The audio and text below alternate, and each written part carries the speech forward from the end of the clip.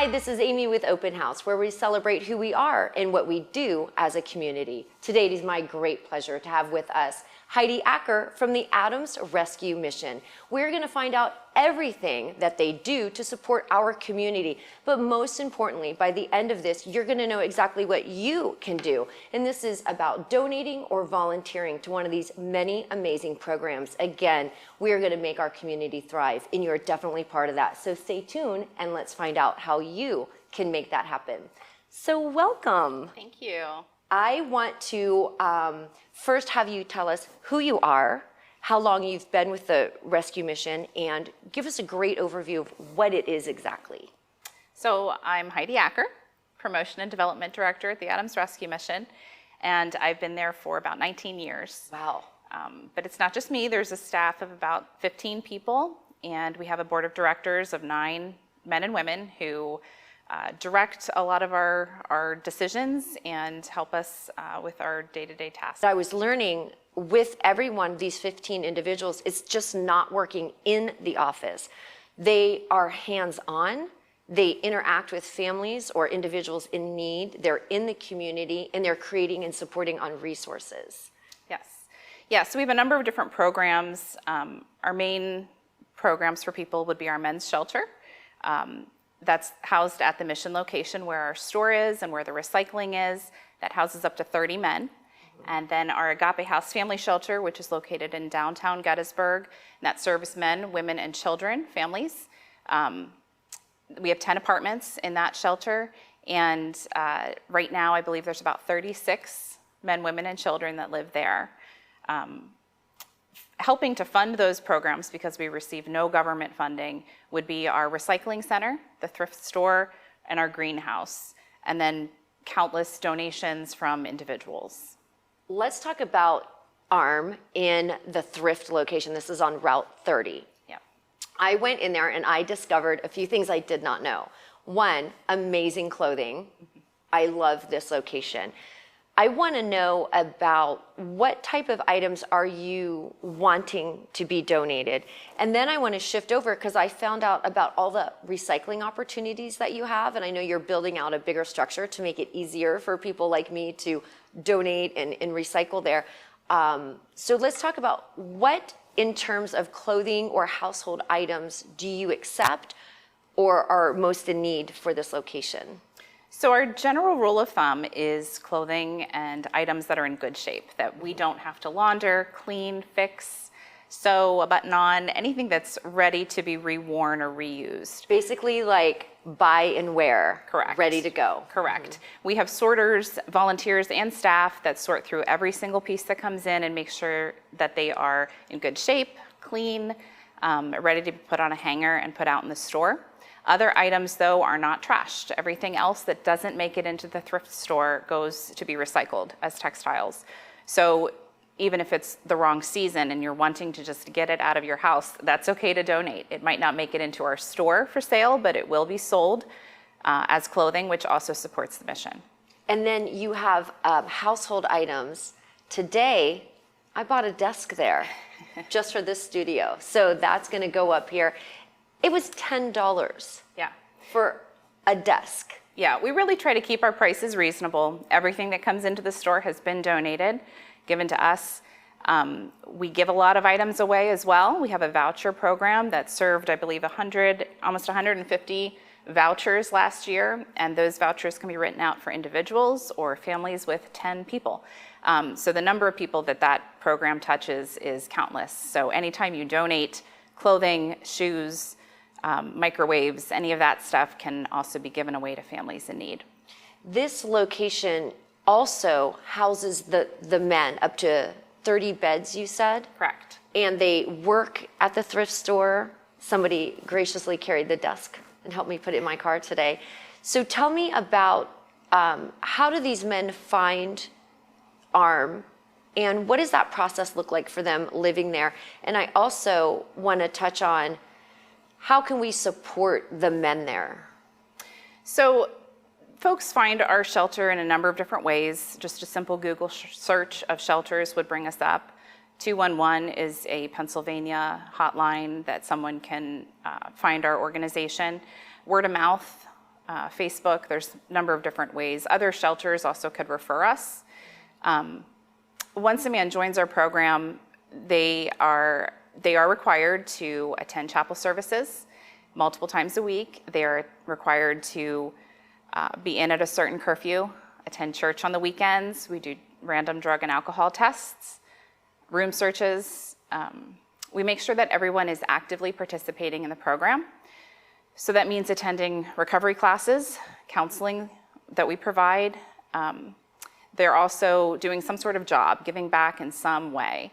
So whether that's in the store, in the sorting room, doing laundry, up in the kitchen, washing dishes, on the trucks, out at the drop box, everyone is giving back and doing something productive. So when they come there, they might be in need of a certain time frame, whatever that is. Some people are just waiting to work, and in order to work, you have to get a birth certificate, a social security card.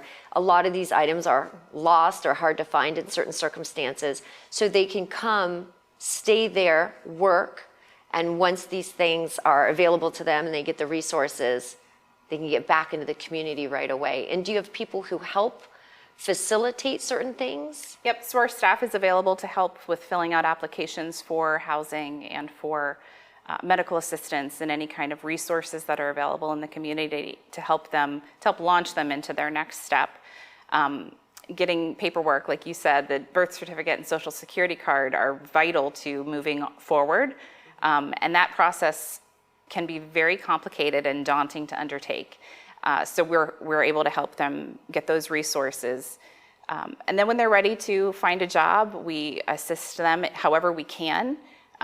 We also help take them to any medical appointments, and just we're there to truly help the men meet them right where they're at, through counseling, networking out to other agencies if need be. How can our community support, besides shopping, besides donating? What can they do to help service the men that are there? You have something you put on Facebook, a call to action is around maybe $80 a month. And Yeah. what does that do? Yeah, so a donation of $80 a month feeds a man for a whole month, breakfast, lunch, and dinner for 30 days. So that's an easy way someone can set up a recurring donation just by clicking that link and making that donation every single month. It's a small cost, but it goes a long way. I did a little calculations. It's less than $3 a day. Yeah. And it could be that cup of coffee. It could be a larger luxury item that people buy. And just maybe foregoing one time a month, one of these luxury items, $80 a month would feed a man 3 meals a day for an entire month. Yeah. That's incredible. Yep. Do you get enough donations now, or is this a call to action that you're constantly needing more? It is a constant need. The thrift store provides a good chunk of our funding. It is not our mission, but it is a tool that we use to support our mission. Same with recycling. Recycling is a lot less, but it does bring in much needed funding to support our programs, but it's not our mission. People are our mission. People are the mission. Yeah. That's so nice. I just learned you accept cardboard. What else recycling are you accepting?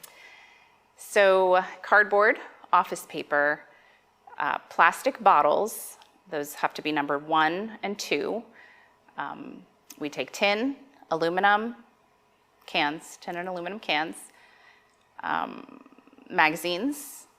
So a lot of these household items that people typically just throw away or discard, Yeah. you can take. Absolutely. Do you have a paper shredding opportunity, or? We do. So a lot of people want to watch their paper being shredded for security reasons, and that is a free service that we offer the community. They can just make an appointment with our industrial staff to come in. They can stand there and watch. It's an industrial shredder, so it goes pretty quick. And they're welcome to make a donation if they'd like. It's not required, but every paper that comes in, even if it's just left at the drop box, we do shred. And what are your hours? When is the donation center open all the time, and when is the store open? So the store is open 9 to 5, just like our offices, and that's Monday through Saturday. The drop box is right now kind of just open. It will be changing, put behind a fence. We have had an issue with a lot of trash being donated, which cuts in then to our program costs. And the new donation center will allow for gates to close, so those hours will probably eventually change. But right now, people can drop off clothing, household goods, and furniture from 9 to 4, Monday through Saturdays, and then the general recycling, cardboard, magazines, newspaper, from 8 to 8, Monday through Saturday. I notice also on Facebook, you have sometimes an image or a call to action like, we need a refrigerator, what is that need always just within that home or throughout all of your missions that you can say, hey, over in the Agape House, we need a new refrigerator, and they can go to the mission and drop that off? Yeah, so the mission is the best drop-off point for things that are for the Agape House or the mission. We do try to post pretty regularly when we have specific needs that come up. I was actually told today that I need to post that we need a vehicle. We need a van to be able to take the men to their appointments. We had a van donated years ago, and it is reaching the end of its life, and we need a new one to be able to transport the men. So that's a big call to action. If you don't get that van, then maybe donations can help support getting that as well. Correct. And what is your Facebook page so people know exactly where to go to start looking for what is needed and get involved? They would just type in Adams Rescue Mission. There's also a link on our website, which is www.adamsrescuemission.org. Also a contact form on there to reach us by email, by phone, and any other way. And your website, when you go to the website, you're not going to just find out about the thrift store, which we've been talking about, but let's shift over and talk about the Agape House as well. Tell me about the families that come there. Why do they come there? And what is the goal and the outcome for these families? So kind of like our men's shelter, people come to us for a variety of different needs and reasons. We've housed people after a fire, domestic abuse situations, divorce, medical issues that just come up, loss of job due to multiple different reasons. There's just so many different ways that people find themselves homeless. When they come to the Agape House, what can they look forward to with the assistance of your team? So they work directly with each client individually to make sure that we are meeting them right where they're at. Again, if they need paperwork, they start at the very beginning with getting them the paperwork that they need to move forward, setting up primary care physicians if they're not from the area, getting them situated with medical assistance or on the housing application list, and just preparing them for what's to come down the road so that it's a little bit easier for them. There's counseling once a week. They do budget counseling. There's parenting classes. They network with other agencies to get them back to work or looking for jobs, childcare, just all the different things that go into living life. So once individuals or families come to either one of these centers we just talked about, they are guided through the whole process. They're not just left to try to figure it out. Each one of your staff members that you highlighted earlier is really a hands-on, committed individual to getting these individuals back out into the community at the highest level possible. As much as we can. And we also have some volunteers that really have chosen to work directly with clients, more as like mentors. One of our board members, she goes down to the Agape House and she babysits sometimes for some of the moms so that they can go to work or go to an interview. So there's gobs of different ways that people can get involved directly with people. There's gobs of different ways people can get involved behind the scenes, sorting books, sorting clothing, just countless opportunities. When during the year is your biggest call to action for volunteers? Is there a time or is it all year constantly? It's constant. It's really all the time. We have certain events throughout the year where I need a handful of volunteers to help with a specific event, but for the most part, we have daily opportunities for help. Do you have people in the community that come to you and say, hey, I have a job opening, or I know of resources? Is that another call to action? If people in our community have opportunities and jobs, do they ever come to you and you have a posting for individuals? We have had that happen in the past, and it really depends on the clients that we have. Mm-hmm. Sometimes that works out. Sometimes it's not the right timing for certain people. But when it works out, it's always amazing. So another call to action for the community. So with the Agape House and the families that are there, you talked about a lot of the resources that are available that your staff and volunteers support with. What about meals?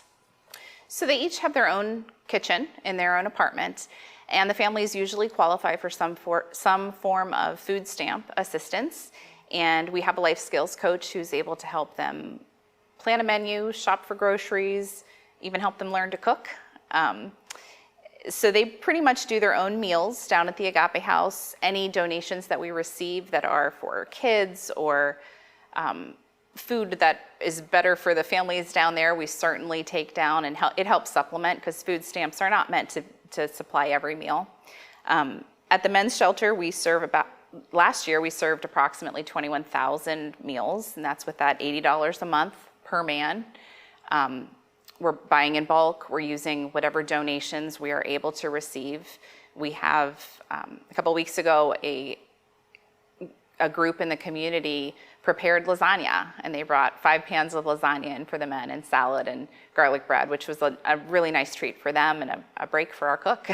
That is a great treat. So you have so many different things that when somebody comes to one of your locations, whether it's the ARM, thrift store, men's, or the Agape House, the resources available to them have the same goal in mind.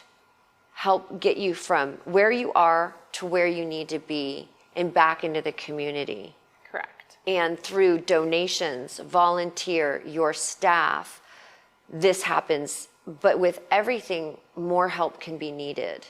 Where would some of your number one areas of call to action be? This is the most important for the men's. This is most important for the families. Is there one or a few things you could highlight for us? So we always need volunteers in every department of the mission, I would say. The Agape House specifically, it's a 3-level apartment building, and there are times when we're just relying on our staff members to move furniture. So we have 3 ladies that are working there and shouldn't be lifting any of this furniture. So we often need volunteers kind of at a moment's notice, kind of just to be available, or say, hey, by the end of this week, we need a couch and a table removed from the Agape House or brought up into the 3rd floor of the apartment. And is that announced on Facebook? We are working on a link that people would be able to sign up for very specific jobs, and that will be posted on our Facebook, yes. That's excellent. So people who want to help and not sure how, they might have a skill set or an ability. They would go to this link when it's set and ready to go, fill out their information, and hey, I'm great at moving furniture, or I have a truck, or just things. Yes. So when you come to a need, you can go to that page and find the right people in the community who want to help and want to support. I find a lot of people want to help our community thrive. We live here and we want to see it flourish. And a lot of times people say, oh, I don't have the time, or I'm not sure how. So not just through your Facebook, but your webpage gives people a lot of great ideas of how they can help and support. The number one thing, obviously, is donations. Donations help keep this cycle going, help get people in the right area. Donations, what I like about your site is with the meals for the men at ARM, you can say, I want to do $80 a month, and it reoccurs. You can go 100, 200, and more a month.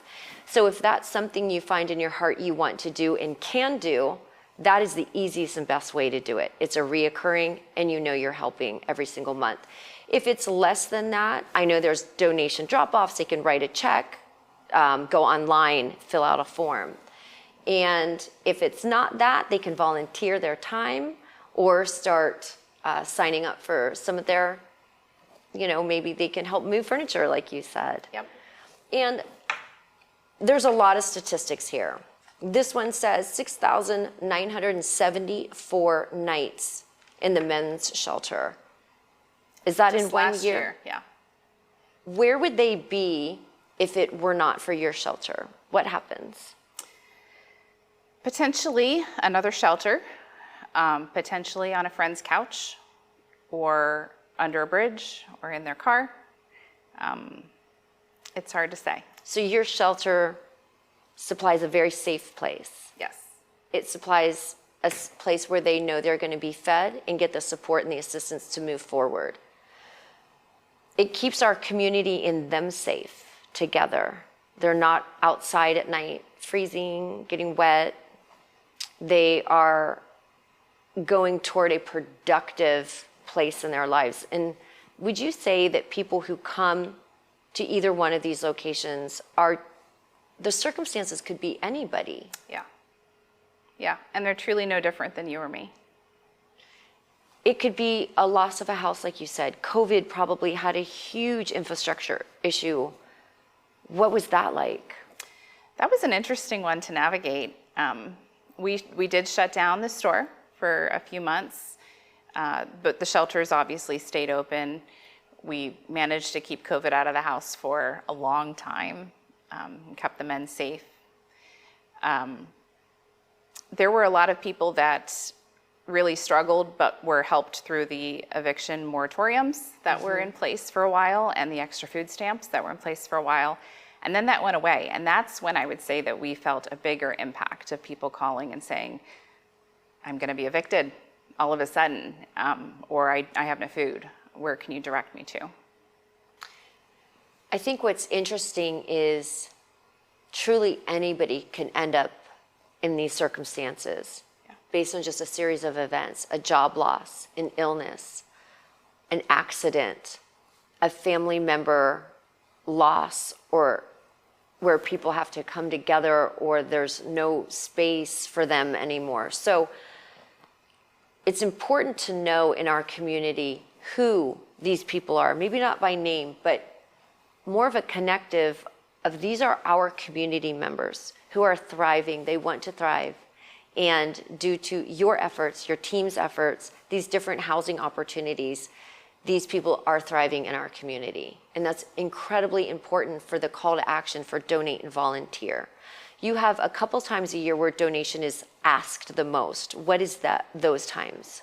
So the giving spree would probably be the biggest time.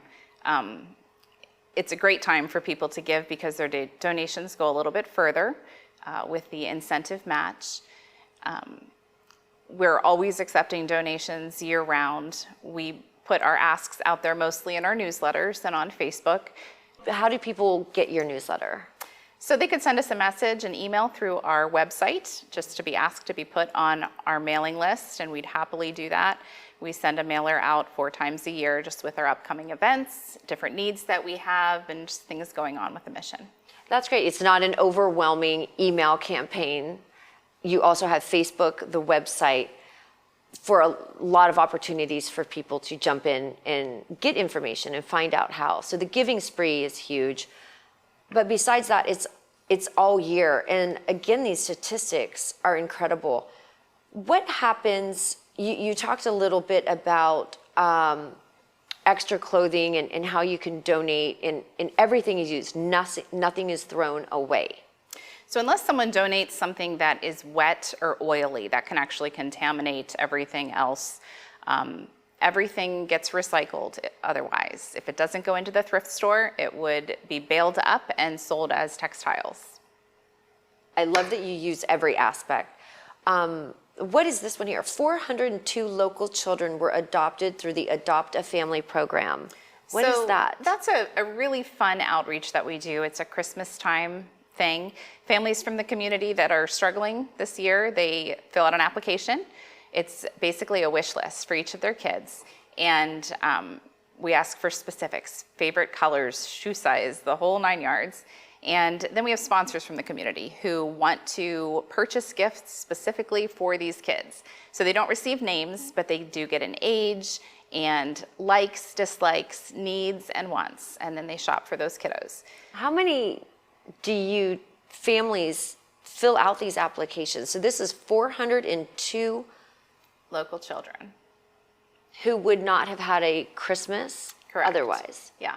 There are other community programs, so they potentially could have received from another program, but I think that number shows that the need is so great that not one organization can do it all. 402 children's lives were changed this past Christmas for people jumping in and sponsoring. How is that again on your website, how you would sponsor these families? Yeah, we put that out there in October, around October. And you can choose to shop for one child, you can shop for a whole family, you can say, I hate shopping, I just want to write a check, and we have volunteers that will do it for you. There's wrapping opportunities. If you just enjoy wrapping and you want to bring your staff in, we can set up tables, and we can make it a very fun time to wrap presents for community kids. And what would you say if somebody wanted to sponsor a family for this Christmas? What is the average cost, depending? So we'll say 2 kids, 3 kids, 4 kids. Yeah, it sometimes depends on their ages. The older kids get, the more expensive their gifts seem to be. Yeah. So it kind of depends. Around $100 to $150 per kid is an average of what we recommend someone spends. And there are people that can't do that and just say, I want to donate 1 toy. And we will use it. We'll find a kid that had that toy on their wish list, and we'll make sure that they get it. That is amazing to know that these children are going to wake up and have that Christmas. It's really important in the structure of society for kids who go to school to feel they're equal to their peers.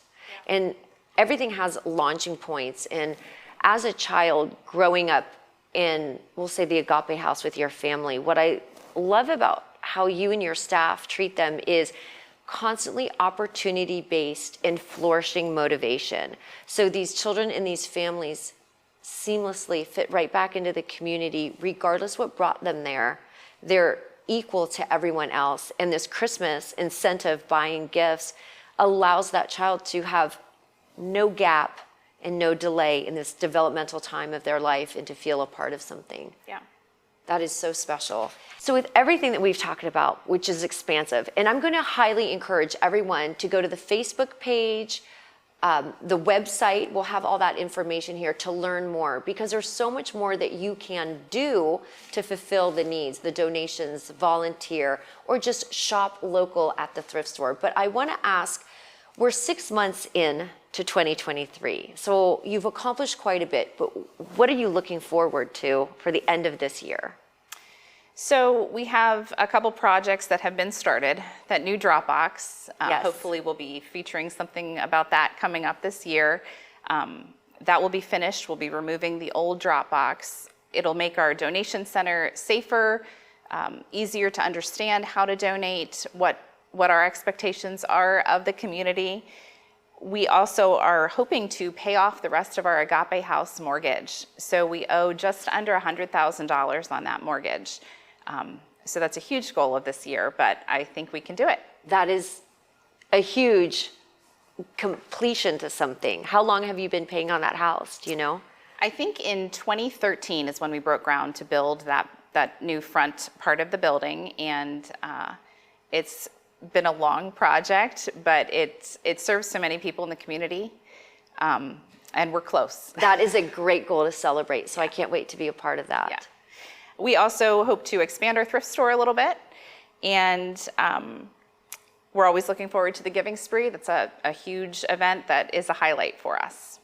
Without the Giving Spree, what would that mean if that didn't exist? You probably wouldn't have a lot of these programs. Yeah, I think we reach so many more donors through that. It is the best time to give. It's a wonderful feeling to know that your gift goes a little bit further. At the spree, that's the time that it happens. It's also a time to give to multiple organizations, not just the mission. There's so many other organizations that do similar and way different things than what we do. And that's really unique about all these different nonprofits in Adams County. They speak to different needs. So in totality, people don't have to just pick one. They can work with multiple things based on what the needs are. Just even if they do another nonprofit during the year, even sponsor a family for Christmas. Yeah. Or maybe a man for $80 a month. That's pretty easy. Donate. Yeah. Recycle. Even recycling is giving back. Yes. That's extraordinary. So with the Giving Spree, what are the goals you want to hit, and what amount would that look like? So we would really like to build our endowment fund to be just a larger fund for us to be able to depend on each year. So we would like to hit $200,000 for our endowment fund this year. And for General Today gifts, we'd like to see $150,000 come in. And how are those gifts spent and utilized? So general money goes to pay the light bill. It's the non-glamorous stuff, but the bills that we all have. So that's the food, that's the utilities, all of the things that have to be paid for that nobody thinks about. Right. That's another portion of it, to keep it going, to keep people involved, keep staff on board. Yeah. To do all these things. So with Adam's rescue mission, we know about the thrift store, the recycling program, the men's home. We know that even $80 a month can feed a man 3 meals a day for that entire month. And we know that these men are getting jobs and the support they need to get back into the community to be a flourishing individual. We also know about the Agape House for families, how whether you're a single mother, a family, children can go and have a safe place to regroup and move forward. And you have the assistance and the people in place to step by step help them do these things. They're not just, here's a place, good luck. Yeah. It's here's a place and Yes. all these support mechanisms. To make this happen, it is donation driven, loving the volunteers, and the giving spree. If you had to give everyone watching this a heartfelt message that you're passionate about, what would that be? Wow. I think I would just encourage people to give in whatever way they can. That might just be cleaning out their closet and donating clothes and shoes. It might be saying, hey, I can babysit for someone at the Agape House, or I could volunteer to take a man to doctor's appointments. Maybe it's signing up for recurring donations. Anybody can give in some capacity. And everyone should give in some capacity here in Adams County to keep us all thriving and well. This is our community, and within our community, everyone is special and needs to be recognized for each attribute that they have. If donation is in your heart, please visit their website or Facebook. If just thrifting and buying some great new items or donating those items is in your heart, definitely get on the ARM website and Facebook page so you can make that happen as well. Look for the new donation center where the recycling is going to be. It's going to be very easy. Drive up, make it happen. So that helps our environment as well. Should be on the top of your list. So again, the call to action for you is giving back to your community keeps us all thriving, healthy, and well. And thank you for spending this time with us. And Heidi, thank you for everything that you do and the many, many years of service you've done. Thank you. It's extraordinary. So you will see me a lot at the thrift store, not just volunteering, but purchasing, and a lot of other things I can do. I'm here for you to help the whole way. I look forward to it. Thank you. Thank you again. Thanks again, everyone, and we will stay connected, and I expect to see you at some of these great locations too. Bye.